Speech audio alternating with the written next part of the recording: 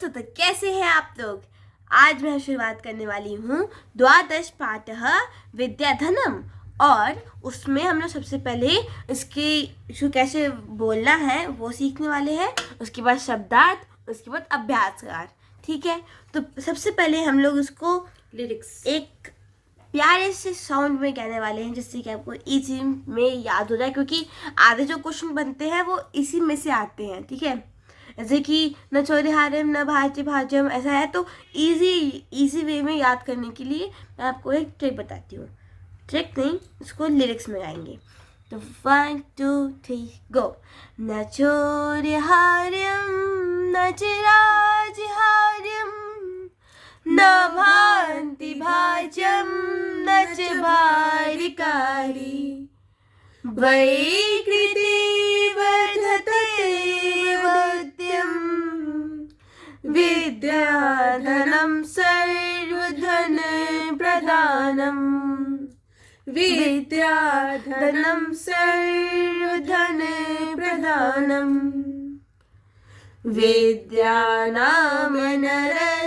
रूपमधिकम् प्रच्छन्नं गुप्तं धनम् विद्या भोगकरी यशः सुखकरी विद्या गुरु नाम गुरु विद्या बंधुजनो विदेश गमने विद्या परा देवता विद्या राजसु पूजते नहीं धनम् विद्या विहीन पशु न चोरहार्यं न चिराजहार्यं न भान्ति भाजं न च बालिकारी वैकृते वर्धते वनित्यम् विद्याधनं सर्वधन प्रदानम् विद्याधनं सर्वधन प्रदानम् विद्यानाम नरस्य रूपमधिकं प्रच्छन् गुप्तं धनम् विद्या भोगकरी यशः सुखकरी विद्या गुरु नाम गुरु विद्या बंधुजनो विदेश गमने विद्या परा देवता विद्या राजसु पूज्यते नहीं धनम् विद्या विहीनः पशु। देखो, 2 लाइन को हमने पढ़ा और इसको समझा कि तो कैसे इसको गाना है। अब इसके शब्दार्थ पढ़ते हैं। तो सबसे पहले इसका जो शब्दार्थ होने वाला है वो कैसे होगा कि न चौरहार्यम। तो चौरहार्यम क्या होता है कि चोरों के द्वारा चुराने योग्य। और राजहार्यम राजा के द्वारा छीनने योग्य। भ्रातिभाज्यम भाइयों के द्वारा बांटने योग्य। भारकारी भार बढ़ाने वाली। प्रच्छन्न गुप्तम यानी कि अत्यंत गुप्त। भोग करी भोग के का साधन उपलब्ध कराने वाली। परा यानी कि सबसे बड़ी। राजसु यानी कि राजाओं में। केयूरा यानी कि बाजूबंद। और चंद्रोज्ज्वला यानी कि चंद्रमा के समान चमकदार। तो ये शब्दार्थ जो हमने पढ़े ये ही मेनली आएंगे, मतलब शुरू के जो 6 होते हैं ना वो आते हैं। ठीक है, जो शुरू के 6 होते हैं वो हमेशा आते हैं। ठीक है, तो अभी हम लोग अभ्यास की ओर बढ़ते हैं। तो अभ्यास में हम लोग सबसे पहले देखें तो हम लोग का पहला प्रश्न है कि ट्रू और फॉल्स। हमारा पहला प्रश्न है ट्रू और फॉल्स, जिसमें हम लोग को संस्कृत में आम और न के मतलब आम मतलब क्या होता है ट्रू और न मतलब फॉल्स। ठीक है, तो सबसे पहला वाला है विद्या राजसु पूजते। तो क्या विद्या को हम पूजा करते हैं, मतलब विद्या की हम लोग पूजा करते हैं। जैसे कि सरस्वती हो गई तो हम लोग की विद्या है, हम जिससे हम लोग को विद्या प्राप्त होती है। तो वैसे ही हम लोग जब हम लोग पूजा करते हैं विद्या की, तो पूजा करते कि नहीं करते हैं? तो हम लोग करते हैं पूजा। वाग्भूषणम भूषणम न, वाग्भूषणम भूषणम न। तो इसका मतलब हुआ कि हम लोग मतलब जो हम लोग आभूषण पहनते हैं। हाँ, तो वो मतलब देखो हम लोग अगर यहाँ पर देखें तो भूषणम में हम लोग अगर देखेंगे तो यहाँ पर हम लोग का आएगा, है ना, भूषणम। तो ये होता है, यहाँ पर न नहीं लगा, मतलब ये गलत नहीं होता है ना, तो ये सही है। पर यहाँ पर न लगा, ऐसे कारण ये न हो जाएगा। ठीक है।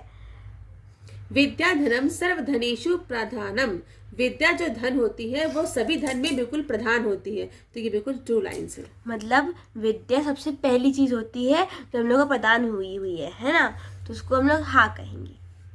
विदेश गमने विद्या बंधु जनः न भवति, विदेश गमने विद्या बंधु जनः न भवति। तो ये लाइन फॉल्स है, क्योंकि अगर हम देखें तो विदेश गमने विद्या बंधुजनः न भवति। तो अगर अगर हम लोग विदेश जाते हैं, मतलब अगर विदेश में जाएंगे तो क्या साथ देगा?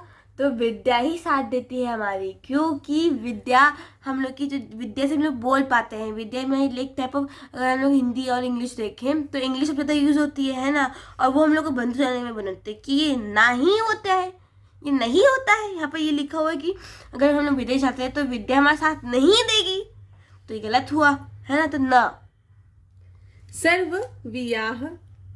सर्व विहाय विद्याधिकारम कुरु। तो ये आम हो जाएगा। तो अब हम लोग तीसरे क्वेश्चन में पढ़ेंगे, कि दूसरा वाला क्वेश्चन हम लोग को विभक्ति और लिंग भी बताना है, जिसके लिए हम इसको बाद में पूरा कर लेंगे। और इसको क्योंकि हम लोग को पहले ये पूरे टॉपिक्स क्वेश्चन के हम लोग आंसर निकल लेते हैं। ठीक है। श्लोक तो आयोजित, तो हम लोग को अब इन जो श्लोक दिए हुए हैं, जो आधे श्लोक दिए, इनको पूरे करने हैं मैच द फॉलोइंग करके। ठीक है। तो देखिए मैच द फॉलोइंग हो गया, मतलब विद्या राजसु पूजते ही नहीं धनम, विद्या विहीन पशु। तो क्या हो जाएगा? ये फर्स्ट का हम लोग का हो जाएगा फोर्थ। ठीक है। विद्या राजसु पूजते नहीं धनम, विद्या विहीनः पशु। इसका मतलब हुआ कि विद्या ना आपको, अगर विद्या को हम सब पूछते हैं और इसको मतलब विद्या है, अगर आप विद्या नहीं जानते, मतलब अगर आप विद्या नहीं पढ़ते हो तो आप एक पशु के समान हो, मतलब आप एक जानवर के समान हो। ठीक है। इसमें ये बताया जा रहा है। तो फिर किससे मैच हो जाएगा? हम लोग के फर्स्ट का फोर्थ हो जाएगा। ठीक है। केयूरा ना विभूषयन्ति पुरुषम। तो फिर क्या आ जाएगा? हारा ना चंड जला, हमने जो पढ़ा था हम लोग ने, है ना। तो उसमें से आ जाएगा ये कि हम लोग का ये सेकंड का हो जाएगा फर्स्ट, जो हम लोग का सेकंड का वो फर्स्ट हो जाएगा। ठीक है। न चौरहारम न च राजहारम, इसका मतलब हो जाएगा न न भ्राति भाज्यम न च भारिकारी। भारिकारी। इसमें क्यों हो जाएगा? क्योंकि ये क्योंकि श्लोक में विद्या मैच जो होता होती है वो न तो चोर चुरा के ले आ सकता है, न तो ये राजा के दरबार में हमसे ये छीना सकता है, न हमारे भाइयों के बीच में इसको हम लोग बांट सकते हैं। विद्या जब हम लोग ग्रहण करते हैं तो वो सिर्फ हमें बहुत बड़ी ऊंचाई तक पहुंचाता है, और ये सिर्फ हमारा होता है, मतलब ये कोई छीन नहीं सकता। इसका इस लाइन का ये मतलब था। ठीक है। और फिर नेक्स्ट, सत्कारा यत्नम कुलस्य महिमा रत्नैर्वीणा और विभूषणम। इसका मतलब हुआ कि ये हम लोग का फोर्थ का ये हम लोग का फिफ्थ हो जाएगा। ठीक है।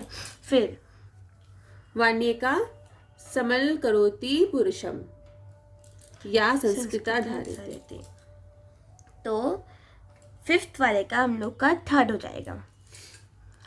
तो फोर्थ वाला कि हम लोग को एक पदेन में उत्तर देना है। तो एक पदेन में उत्तर देने के लिए हम लोग का कहना, जहाँ पर जहाँ पर हम लोग को ये वाली मात्रा दी हुई है, ये जो हम लोग का ये लोग को प्रश्न जो निर्माणित करता है, ये वाला जो होते हैं ना हम लोग के, तो उसमें हम लोग को या इस जगह पे हम लोग को आंसर लिखना होगा, है ना।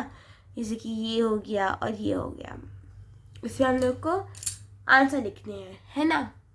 तो चलिए, प्रश्न है हमारा, कह पशु पशु, कह पशु, कौन पशु है? तो पशु वह होता है जो विद्या से विहीन होता है, जिसके पास विद्या नहीं होती है वो मनुष्य क्या होता है? पशु के समान होता है। तो कह पशु, तो इस पोयम के अनुसार कौन है पशु? इस पोयम के अनुसार जो विद्या विहीन लोग हैं वो पशु के समान हैं। का भोग करी, तो विद्या भोग करी, तो इस कविता के अनुसार हम लोगों को हमेशा विद्या को ग्रहण करना चाहिए। विद्या भोग करी, का भोग करी, तो विद्या भोग करी।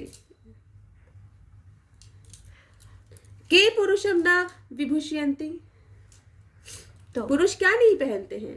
तो केवरा पुरुषम न विभूषयन्ति, तो केवरा मतलब क्या होता है? बाजूबंद, बाजूबंद। और बाजूबंद पुरुष लोग नहीं पहनते हैं। का एका पुरुषम सम्मल करोति, का एका पुरुषम सम्मल करोति, तो वाणी मतलब क्या एका पुरुषम, इंसान, मतलब इंसान को क्या, मतलब इंसान को जो जो हम लोग को ऐसे कहते हैं ना कि हम जैसे हम किसी से बात करते हैं तो वो उसकी जो वाणी होती है उसे समझा जाता है कि हम लोग कैसा इंसान है वो, है ना। तो वही उसे वही बताया जा रहा है कि वो जो वाणी होती है ना, सुंदर भाषा, मधुर वाणी, ये सब पुरुष को धारण करना चाहिए। कानी छीयन्ते, तो भूषणानी छीयन्ते, कोई हमसे आभूषण तो छीन सकता है लेकिन हमारी विद्या हमसे कोई छीन नहीं सकता है, हमारी अच्छी वाणी हमसे कोई नहीं छीन सकता है, हमारा सत्कार हमसे कोई नहीं छीन सकता है, हमारा सद आचरण हमसे कोई नहीं छीन सकता है। हमारे आभूषण तो हमसे छीने जा सकते हैं लेकिन हमारी अच्छाइयाँ हमसे छीनी नहीं जा सकती हैं। विद्या भी, अच्छा इसका ये पांचवा है, क्या है इसमें? रेखांकित शब्द को, जो हम लोग का रेखांकित शब्द है ना, उसको हम लोग को क्वेश्चन में बदलना है।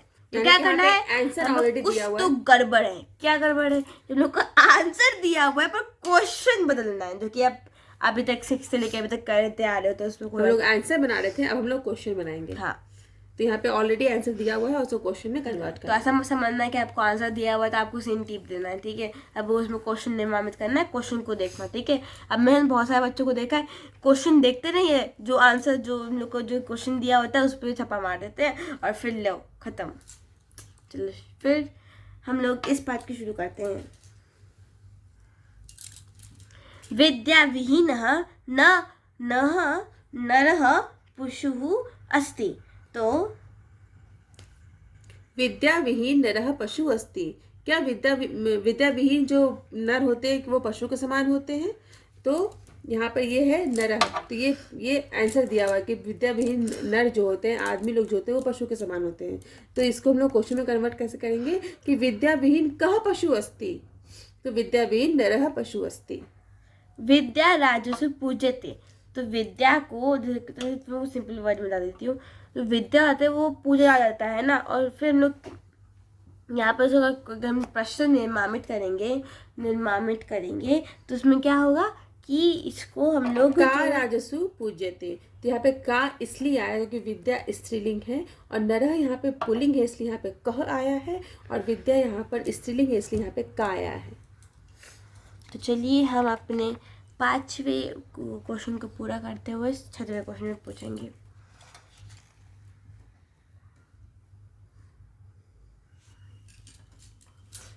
चंद्रोज्ज्वला हारा पुरुषम न अलकुर्वन्ति, यानी कि चंद्रमा के समान जो भी आभूषण होते हैं यानी कि जो हार होता है वो पुरुष धारण नहीं करता है। मतलब ऐसा मतलब समझ लो कि अगर आप चांद जितना भी बिल्कुल चमचमाता हुआ हार पहन लोगे ना, तब भी वो पुरुष को, मतलब जो इंसान को ना सुशोभित नहीं करेगा। मतलब उसको मतलब उसका जो चीज़ होती है ना, तो जो उसका जो परफॉर्मेंस हो गया या फिर उसका अचीवमेंट्स उसको बताएगा नहीं, है ना।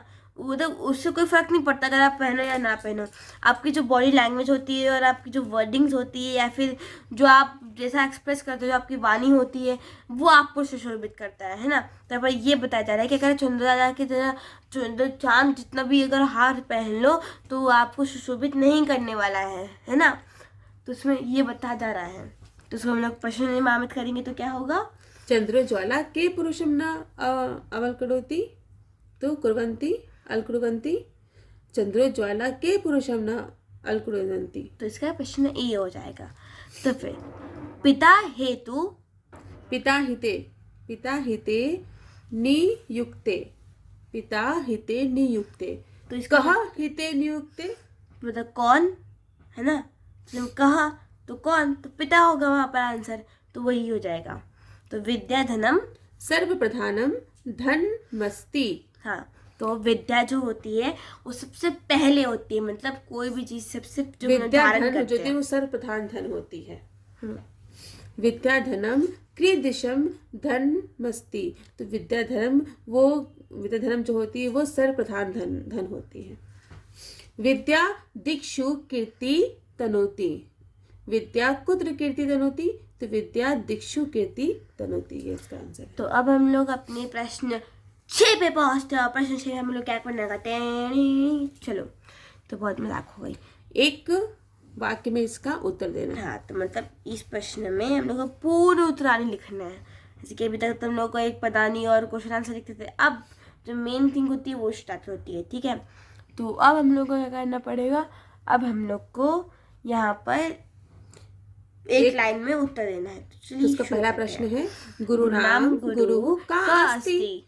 तो विद्या गुरु नाम गुरु अस्ति, या फिर गुरु नाम गुरु विद्या अस्ति। क्योंकि देखो गुरु नाम गुरु का अस्ति, मतलब जो गुरु नाम गुरु अस्ति, तो इसमें क्या हो जाएगा, या तो आप इस स्टाइल में लिख सकते हैं तो इस स्टाइल में, क्योंकि यहाँ पर गुरु जी हमें क्या प्रदान करते हैं, गुरु जी हमें विद्या प्रदान करते हैं। हाँ, ये हो जाएगा इसका अर्थ। तो इसका अर्थ ये हुआ, तो इसको हम लोग कैसे नामित कर सकते हैं, इसके अंदर तो के दो हो सकते हैं कि दो, तो कैसे हम लोग कर सकते हैं। तो पहला हो जाएगा हम लोग का विद्या गुरु नाम गुरु अस्ति, तो ये भी हो सकता है, और गुरु नाम गुरु विद्या अस्ति, ये भी अच्छा है, मतलब दोनों ही अच्छे हैं, ठीक है। की दृषि वाणी पुरुषम समल करोति, तो संस्कृता वाणी पुरुषम समल करोति।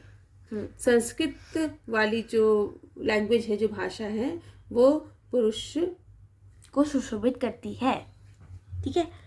वै कृते किम वर्धते, तो वही कीर्ति विद्या धनम वर्धते। तो विद्या धनम, तो विद्या का जो धन होता है उसको कोई भी नहीं ले सकता, ऐसा विद्या को हम लोग जितना ज़्यादा खर्च करेंगे, जितना ज़्यादा हम लोग खर्च, जैसे हम लोग यहाँ पे पढ़ाई कर रहे हैं, तो हम लोग अपनी विद्या को खर्च कर रहे हैं, तो ये हमें सीखने को मिल रहा है अभी इस वक्त।